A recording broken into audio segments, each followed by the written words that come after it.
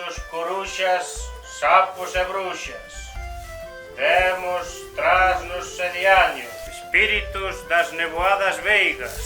Ou tamén podemos dicir: o lume lumiña que verde camiña da fraga lareira e faise lumieira, lume benzoada e faga queimada. Son dous dos diversos conxuros que introducen o rito da queimada.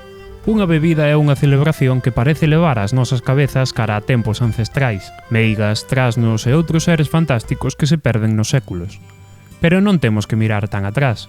O conxuro que reúne ao seu redor a nativos e visitantes en Galicia ten raíces moito máis recentes, e por algo bastante sinxelo. Apenas había augardente. Non é algo históricamente aparecido na época castresa ni medieval. A augardente difúndese, popularízase dende a segunda parte do século XIX.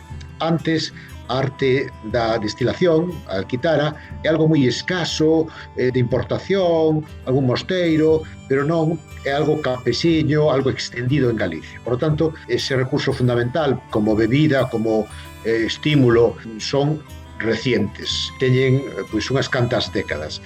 A alquitara, que xa empeza a ser nos árabes, usan na Idade Media e hai algúns vestixios tamén na península, na segunda parte do século XIX, cando os campesiños aprenden a destilar aguardente en simples potas a veces, de unha forma moi básica e artesana, pero bueno, consiguen un aguardente de poucos graus e nace así o oficio. Ademais, a escaseza de recursos como o azucre ou a propia augardente que requigue dunha gran cantidade de bagazo non permitiu a súa popularización.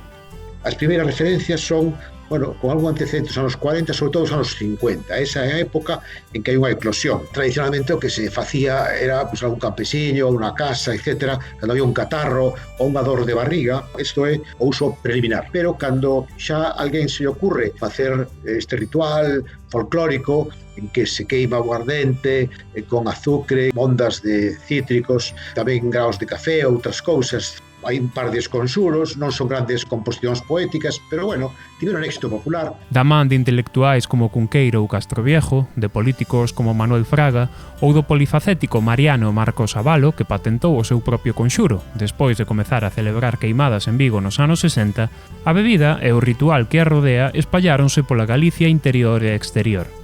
É así como nace o mito.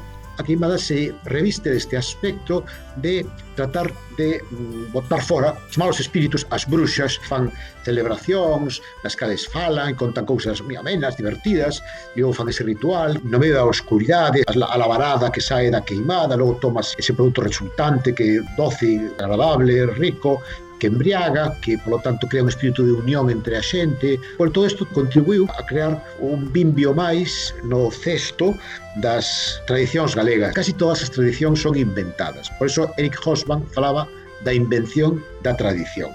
A queimada pasa a ser unha peza máis, por tanto, dos tópicos sobre o pobo galego. De que Deus é bo, mas o demo non é malo. Certas matices das cousas non son tan categóricas entre bo e malo. As meigas teñen tamén unha certa virtualidade positiva frente ás bruxas, que fan conxuros como mal de ollo, etc. Pasaron a ser un dos rasgos identificativos da maneira de ser dos galegos. Fan queimadas, toman marisco, son irónicos, non saben suben si baixan, un pouco o tópico do galego fetén. Do tópico, xa o sabemos, é difícil fuxir, pero do mito, polo menos, aínda podemos apartar algo.